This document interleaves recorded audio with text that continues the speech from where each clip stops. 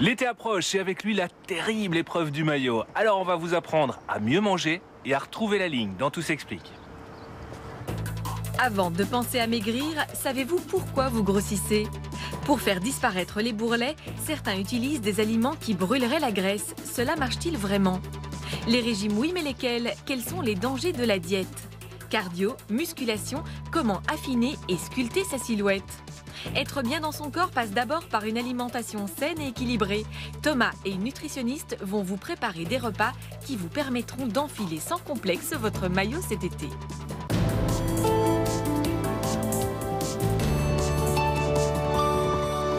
Merci de nous accueillir Camille, vous êtes médecin nutritionniste depuis 25 ans, vous connaissez votre affaire. On va commencer par le commencement avec les bons plans, les trucs et on commence par le petit déjeuner. Ça c'est un repas important, on dit le repas le plus important de la journée. Oui, c'est le plus important de la journée parce qu'il doit donner de l'énergie et pour pouvoir tenir jusqu'à midi. D'accord. Pour éviter les coups de pompe. Hein. C'est des sucres lents essentiellement, c'est un muesli. Il y a un peu de tout, hein. Il y a des sucres lents, il y a des protéines, il y a des bonnes graisses. Donc il est tout à fait complet. On a les sucres lents via les flocons, on a les bonnes graisses et les fibres via les graines, encore des bonnes graisses avec les oléagineux, les amandes, et puis on a des aliments un petit peu spéciaux ici. Les protéines aussi avec le yaourt, oui. Les fruits vous le disiez. On évite les sucres rapides, confiture, chocolat. Pourquoi? Parce que ça donne un coup de pompe, c'est ça? Confiture, chocolat, oui, parce qu'on a 50% de sucre dans une confiture. Ouais. Ça peut donner des coups de pompe dans la matinée. On évite aussi les céréales industrielles. C'est deux trucs. Alors ça, c'est vraiment... On parle beaucoup ici, le son d'avoine. Ça, ouais. C'est dans plein de régimes, le fameux régime du camp notamment. Ouais. Pourquoi c'est bon? Donc le son d'avoine, c'est un aliment, un super aliment qui est très très riche en fibres. Donc elle a un effet très très satiétant. Et elle a un effet diminuant le cholestérol. Et puis alors, vous avez aussi le chia. Ça, c'est un nouvel aliment qui est sur le marché européen, novel food on appelle ça. C'est très riche en oméga 3 et donc il contient des lignanes qui vont gonfler dans l'estomac et donc vont donner un fort effet de satiété. Le truc, c'est de faire tremper le muesli la veille. Oui, donc le fait de le faire pré-tremper la veille va augmenter le volume, donc on a vraiment l'impression qu'on a plus. Avec de l'eau ou du lait? Avec de l'eau ou du jus de pomme, ouais. Ou éventuellement du lait, hein, pourquoi pas. Et puis effectivement, on le digère mieux quand il est pré-trempé. Et puis on déguste, on est en pleine forme pour toute la journée, on ne prend pas de poids. Mais la question justement, pourquoi grossit-on? La Grèce, et je ne parle pas du pays de la feta et du sirtaki, on ne l'apprécie pas vraiment quand il s'agit de lutter avec sa fermeture éclair. Mais est-elle indispensable à une bonne santé? Eh bien oui. La graisse est stockée dans le tissu adipeux. Alors, tissu adipeux qu'on appelle aussi tissu graisseux. Alors, au niveau de la peau, sous la peau, elle sert essentiellement de protection contre le froid, donc protection thermique. Mais par contre, dans le ventre, dans les fesses et parfois dans les seins, elle sert de réserve énergétique. Si vous grossissez aujourd'hui, c'est donc à cause de votre ancêtre. Ce type, oui, celui-là. Vu que ses réserves à lui étaient brûlées lors de pénuries de nourriture. Aujourd'hui, notre organisme fonctionne toujours de la même manière. On grossit car on avale plus de calories qu'on en brûle. Mais les hommes et les femmes sont-ils égaux face à la graisse? Eh bien non. Les femmes sont naturellement plus grasses que les hommes, ce qui veut dire qu'elles sont un peu plus à risque de devenir obèses que les hommes si elles mangent mal et qu'elles bougent trop peu. Mais les hormones féminines stimulent essentiellement le stockage de graisse et la fabrication de graisse dans les fesses, dans les cuisses et dans les seins, alors que chez les hommes, c'est essentiellement dans le ventre qu'on stocke la graisse.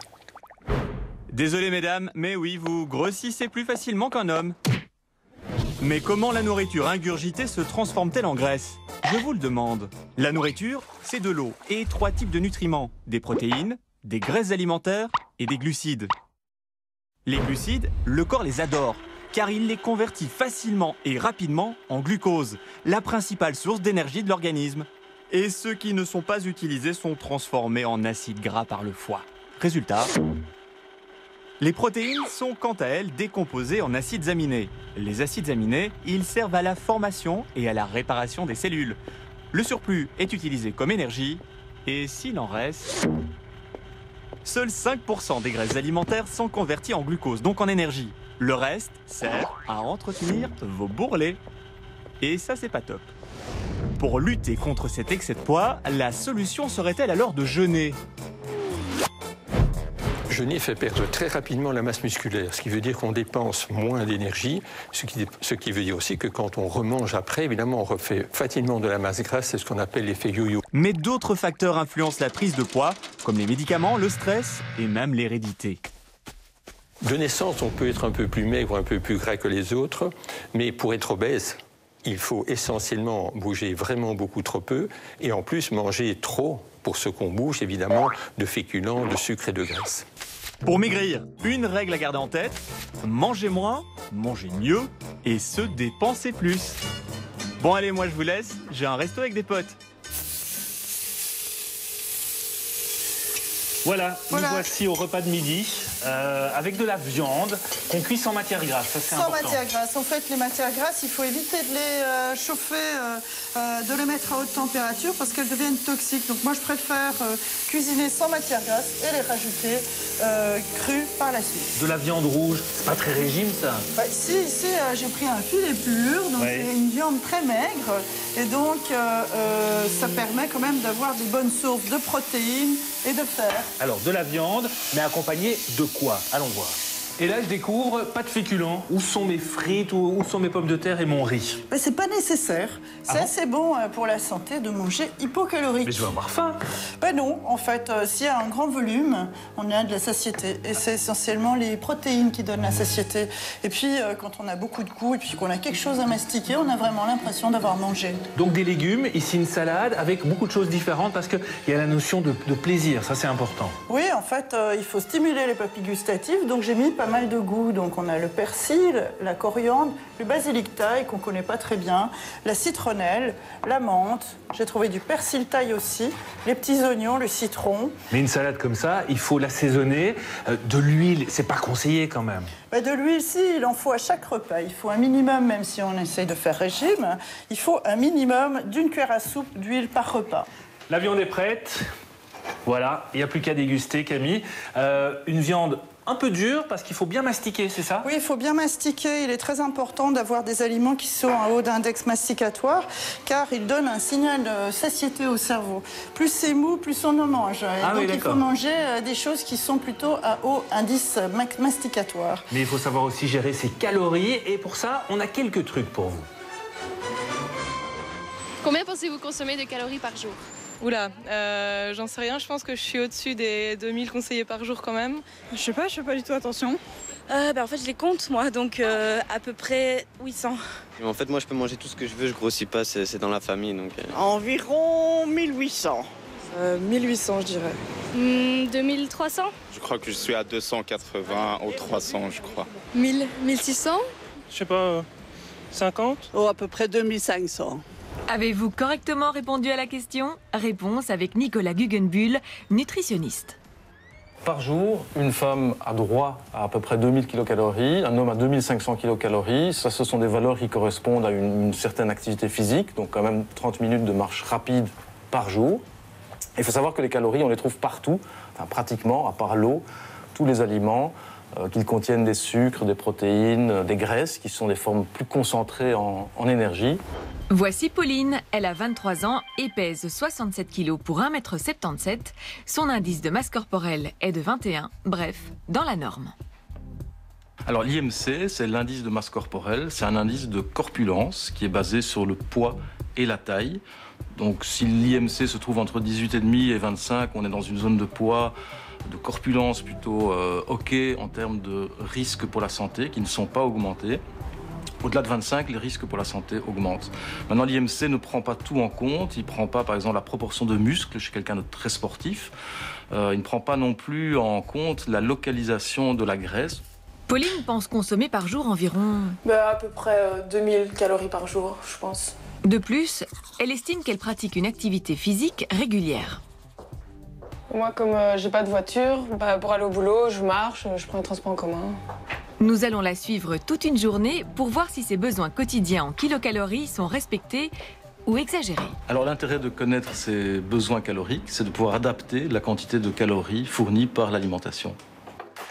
Il est 8 h du matin et avant de quitter son appartement, Pauline se prépare sa tasse de café matinale avec du lait.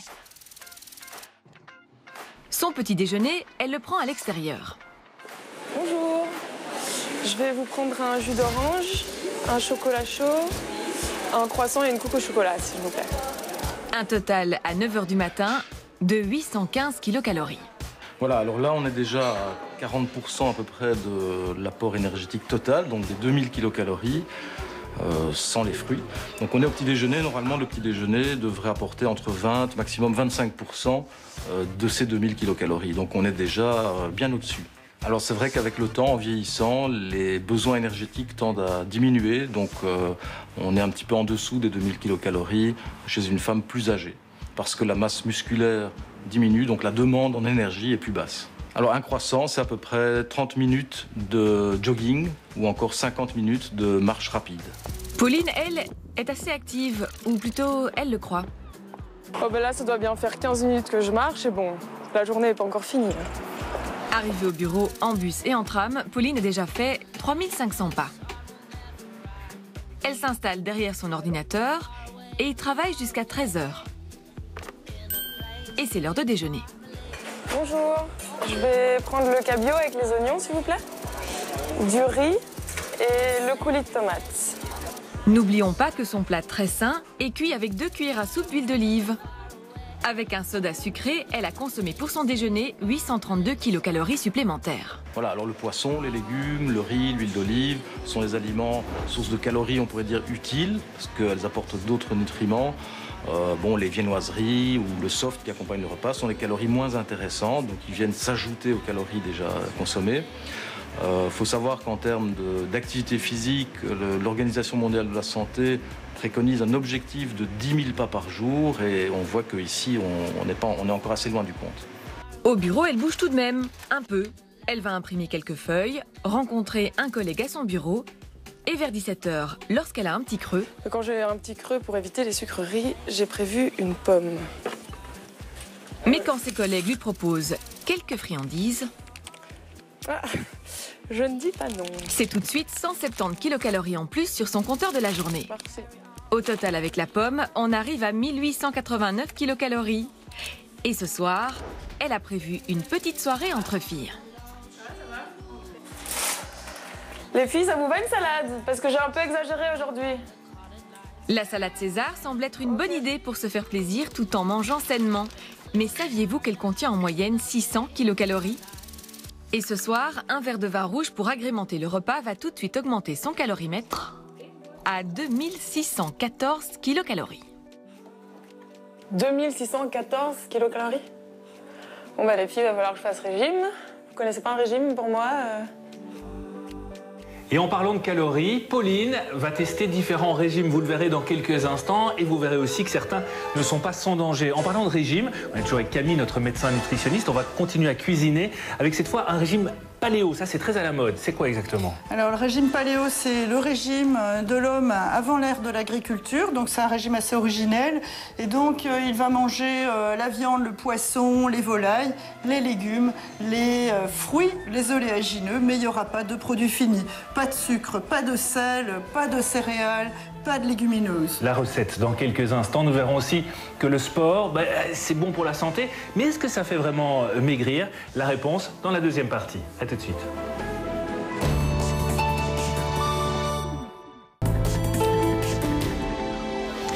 Comment garder ou retrouver la ligne? Tout s'explique ce soir en compagnie de Camille Marien, qui est médecin nutritionniste, avec de bons petits plats, de bons trucs aussi pour perdre quelques kilos avant l'été. On est en train de préparer du poisson. Pourquoi du poisson? Alors le poisson, ici j'ai choisi du hareng, et puis cette saison le match, c'est très très riche en oméga 3. C'est quoi les oméga 3? Ça sert à quoi? Alors les oméga 3, c'est très protecteur à la santé. C'est intéressant pour la protection cardiovasculaire, la protection anti-cancer, et puis ça protège contre l'inflammation, qui est vraiment le départ de nombreuses maladies. Et puis beaucoup de légumes, bien sûr. Vous avez le fenouil, le chou rave, le concombre, les radis, et puis un petit peu d'avocat peut-être. Oui, je vais le préparer. L'avocat, c'est pas un peu gras ça? Oui, l'avocat est quand même un fruit qui est très très gras. Donc dans le cadre d'un régime, on va choisir pour sa cuillère à soupe dont on a un droit par repas, on va choisir ou un quart d'avocat ou une cuillère à soupe d'huile. On va bien manger et c'est important de de manger quand on fait un régime? Oui, c'est très important de manger parce que on a besoin d'un minimum pour notre masse maigre. Donc le minimum, c'est les protéines. Il faut 60 grammes de protéines jour pour une femme, et 80 grammes pour un homme. Sauter un repas, c'est pas la bonne idée, ça. C'est une mauvaise idée parce qu'effectivement, ces protéines, il faut les apporter de manière régulière en 3 à 4 portions par jour. Attention à tous ces régimes à la mode qu'on voit à la une des magazines. Certains peuvent être dangereux. C'est ce qu'a pu vérifier Pauline. Elle a quelques kilos à perdre et elle en a testé quelques-uns. Attention, tadam. C'est moi qui l'ai fait. Ou presque. Faire un régime, c'est mettre son corps à rude épreuve, car il s'agit de le priver d'apports caloriques pendant plus ou moins longtemps. Plus 3 kilos ?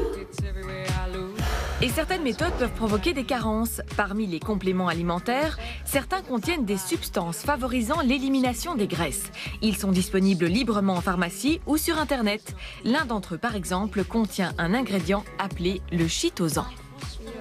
Et en fait, ça fonctionne soi-disant, en théorie, comme un aimant anti-graisse. Donc, soi-disant, ça absorbe une partie du gras qui ne peut plus être assimilée. Si on s'en tient à ce qui est marqué sur la petite boîte, les posologies, les quantités à consommer par jour, ça passe sans problème. Maintenant, le danger, c'est de dépasser ces quantités et aussi de prendre plusieurs de ces produits, parce qu'il y a des personnes qui, évidemment, ne se contentent pas d'une boîte, mais en prennent 4-5, ce qui alors multiplie les dangers et déséquilibre l'organisme. Parce qu'à ce jour, il n'y a aucune étude clinique humaine qui a pu montrer l'utilité de ce type de produit. Donc même, normalement, légalement, on ne peut même pas revendiquer un effet sur le poids. Mais il n'y a pas que ces traitements qui feraient maigrir. Ce dernier régime à la mode, qui prône 2 jours de jeûne contre 5 jours d'alimentation équilibrée chaque semaine, promettrait une perte de poids rapide, une baisse de l'hypertension et un allongement de l'espérance de vie. Mais pourquoi tu manges rien? Parce que je dois perdre du poids. Et donc je fais le régime 5.2. 2 jours par semaine, je ne mange pas. Je jeûne. Donc dans ce scénario-là, ce qui se passe généralement, c'est que pendant les 5 jours, on surconsomme et pendant les 2 autres jours, on affame l'organisme. Alors d'un point de vue métabolique, affamer l'organisme fait en sorte que quand on recommence à manger, on va stocker beaucoup plus. Donc c'est quelque part un non-sens pour espérer perdre du poids durablement. D'un point de vue éducatif, c'est tout à fait inintéressant. On n'apprend pas à modifier durablement ses habitudes alimentaires. Ah, les promesses d'amaigrissement rapide, le rêve, qui n'est souvent qu'illusion. Reprise de poids, compulsion, perte de l'estime de soi. Et qu'en est-il du régime protéiné? Ce ne sont pas des aliments qui permettent de nourrir l'être humain, donc il faut trouver d'autres vitamines, minéraux et surtout les fibres alimentaires qui manquent dans ces aliments, donc ce ne sont pas des régimes équilibrés. Généralement, l'utilisation de régimes très riches en protéines conduit rapidement à une perte de poids si on se tient à ces aliments-là. Le problème, c'est que dès qu'on recommence à diversifier l'alimentation, ce qui est nécessaire finalement pour manger équilibré, eh bien on voit que le poids remonte en flèche. Je fais un régime protéiné, je peux manger que les protéines, donc j'ai droit aux lentilles, quoi. Perdre 5 kilos pour en reprendre le double quelques semaines plus tard, quand on sait qu'en Belgique, près d'1 Belge sur 2 est en surpoids, les spécialistes tirent la sonnette d'alarme sur l'abus des régimes. Autre moyen présumé simple pour perdre du poids, la chrononutrition. On peut manger de tous les aliments, mais à une certaine heure pour qu'ils soient mieux assimilés et utilisés par le corps. Le principe, manger gras le matin, dense à midi, sucré l'après-midi et léger le soir. Alors le principe même de la chrononutrition est intéressant parce qu'on connaît l'existence de certains cycles dans le fonctionnement de l'organisme, des cellules, de certaines sécrétions d'hormones. Donc il y a quelque chose à creuser. On sait par exemple qu'il vaut mieux consommer modérément ou faire des repas légers le soir et privilégier le matin et le midi. Ça, c'est relativement bien documenté. Là où ça devient vraiment une arnaque, c'est de faire croire que selon l'heure de la journée, on peut ou on ne peut pas manger certains aliments et que ça va avoir un impact sur l'apport calorique et finalement sur le poids et même la cellulite. Et la cellulite, tout le monde en parle, surtout les femmes qui peuvent en avoir sur les cuisses et les fesses. Des remèdes existent aussi pour diminuer la peau d'orange présente sous la peau, comme les crèmes anti-cellulite. Mais ces produits sont-ils efficaces? Quoi qu'on mette dans des crèmes, à l'heure actuelle, aucune crème n'est capable d'enlever ou même de faire diminuer la cellulite. Tout ce qui est éventuellement vrai, c'est qu'en massant, le massage, et surtout des massages assez intensifs, peuvent éventuellement aider à diminuer certaines formes de cellulite bien particulières. Je pense qu'une crème bon marché, qui ne contient strictement aucun agent dit actif, est tout aussi efficace que les crèmes qui, soi-disant, contiennent des actifs. La cellulite ne peut disparaître qu'avec une alimentation équilibrée et une activité physique régulière. Vous savez ce qu'il vous reste à faire. Des scampi pour suivre, ça c'est délicieux, mais alors grosse frustration, on ne peut pas manger de glucides, pas de féculents et donc pas de pâtes. Bah ici j'ai une alternative en fait pour se donner l'impression de manger un petit spaghetti al dente. J'ai un ustensile fantastique et ce petit couteau qui permet de faire des spaghettis de courgettes. Alors là il n'y a pas grand chose comme calories et puis ils peuvent se manger vraiment, se tourner avec la fourchette comme les spaghettis. Cuisson des pâtes de légumes. Alors ça c'est parfait pour ceux qui font vraiment un gros régime, pour ceux qui ont besoin juste de maintenir leur poids et qui mangent quand même des féculents. L'idée de ne pas manger de féculents après 17 h, est-ce que c'est juste ça? C'est juste, et puis c'est pas juste, c'est juste dans le cadre d'un régime strict, on évite les féculents même le soir, mais dans un régime modérément hypocalorique, on peut tout à fait manger des féculents le soir. Parce qu'ils ont un petit effet calmant, donc c'est quand même assez recommandé. Voilà, on sert et pendant ce temps, tiens, une petite séance de sport, ça s'impose, c'est aussi important quand on fait attention à sa ligne. Mais quel sport exactement fait maigrir? Regardez Aurélie Van Eekhout, elle a rencontré un coach. Ça y est, la balance est intraitable, il est temps de sortir les baskets et de me remettre au sport. Pour l'occasion, j'ai rendez-vous avec David Germoux, coach sportif. C'est lui qui va m'aider à retrouver la forme et les formes. Car quand on veut perdre quelques kilos en trop, il n'est pas toujours facile de s'y retrouver et de savoir par où commencer. Bonjour David. Bonjour Aurélie. Donc si on veut perdre un peu de poids, c'est bien de faire un régime, mais avec du sport. En tout cas avec du mouvement. Ce qui est important, c'est de bouger. Bouger régulièrement durant la journée pour la partie longue durée. Avoir des exercices de tonification musculaire parce que c'est le muscle qui fait brûler la graisse, pas le reste. Avoir des changements d'intervalle parce que ça donne une variété. Et des exercices de récupération. Et si je veux brûler un maximum de calories, j'ai intérêt à pratiquer des exercices par intervalle. On fait monter la fréquence cardiaque, on l'aide à redescendre, on la remonte, on la redescend, on la remonte, on la redescend. Et pour ça, rien de tel qu'une bonne côte à remonter au pas de course. Un exercice court et intensif pour rapidement modifier ma fréquence cardiaque. Et voilà, on est à 20 secondes à peu près. C'est un bon exemple. Là, je prends ta fréquence cardiaque pour avoir une idée. Ce type d'entraînement, où on alterne exercice intensif et temps de repos, permet de modifier la réponse hormonale du corps. Cette modification du métabolisme permet de brûler les graisses. Là, tu es à 150. Oui, c'est bien. C'est bien. Là, l'idéal maintenant, ce serait de prendre au moins 40 secondes de repos, de reprendre ta fréquence cardiaque et de vérifier qu'elle est suffisamment basse. Le but n'est pas de t'épuiser. Le but est de vraiment changer dans ta fréquence cardiaque. Dans un exercice d'endurance classique, on ne brûle les graisses qu'après 40 minutes d'effort. Grâce à ce type d'exercice intensif à intervalle, je brûle des calories plus rapidement et surtout plus longtemps, car après la séance d'entraînement, pour que le corps puisse récupérer, il va continuer à brûler les graisses pendant 24 heures. Si la personne n'a jamais fait d'exercice physique, il est important de passer par 4 ou 6 semaines d'exercice d'endurance. On va courir si on aime courir, on va faire des grandes balades si on aime les grandes balades, on fait un peu de vélo, un peu de natation, un peu de rameur. Après un mois de préparation, on peut entamer un exercice de renforcement musculaire, soit à la maison, soit en salle de fitness. Et après un mois, introduire des exercices à intervalles pour pouvoir permettre au corps de s'habituer progressivement. L'idéal, si le but est clairement de perdre du poids, c'est de s'entraîner 2 à 3 fois par semaine et le reste du temps d'être un maximum en mouvement. Et souffle. La respiration, c'est important aussi dans le... C'est ça qui va stimuler ta récupération hormonale. Parce que tu vas stimuler ton système parasympathique qui est important après l'entraînement. Parce que l'entraînement est orthosympathique et va venir te fatiguer. La respiration après aide à la récupération beaucoup plus vite pour stimuler le système nerveux et la réponse hormonale. Du côté des salles de sport, les appareils de musculation et les tapis ont toujours la cote. Mais si on garde l'optique de perdre du poids, les coachs de ce club de fitness conseillent également les entraînements cardiovasculaires. Le but, c'est vraiment d'activer toutes les chaînes musculaires du corps, parce que plus on va activer de muscles, plus on va brûler de calories. L'objectif de ces exercices cardiovasculaires, c'est d'atteindre une zone cardio entre 80 et 90% de ses capacités cardiaques, car c'est là qu'on brûle le plus de calories.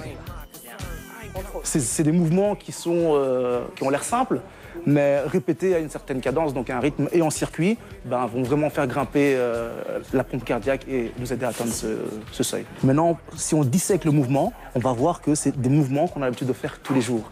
Effectivement, on s'assied tous les jours, on se lève tous les jours, on porte quelque chose, on dépose quelque chose. Donc c'est des mouvements qui sont fonctionnels, donc on utilise quotidiennement. Les cours collectifs, eux aussi, ont évolué vers une recherche de la performance.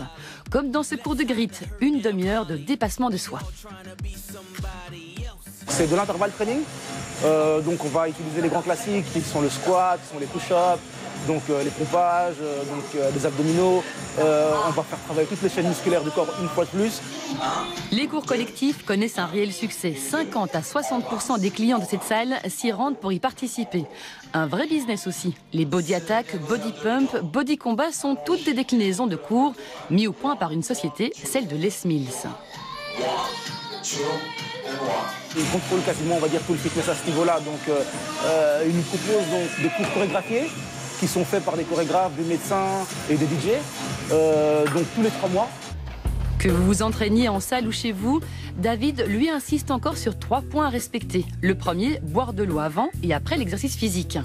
Notre corps a besoin d'eau pour fonctionner durant l'entraînement et pour récupérer. Donc la déshydratation va venir limiter l'amélioration du métabolisme.